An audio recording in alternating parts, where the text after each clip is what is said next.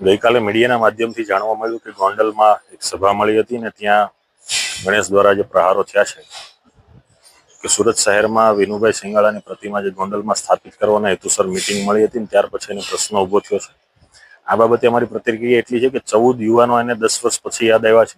એટલે માત્ર સમાજને આંસુ બતાવવાનો એક એનો સ્ટન્ટ છે। જેમણે વાત કરી છે કે ગોંડલમાં આવીને બતાવે તો આવનારા દિવસમાં ગોંડલમાં મજબૂતાઈથી જશું, એની જેમ 5-10 બોડીગાર્ડ વગર જઈશું અને જ્યાં એના સ્થળ છે, એની બેઠકો છે, જ્યાં પણ સભા કરે છે ત્યાં જ જશું અને મજબૂતાઈથી અમે સમાજની વાતો કરીશું।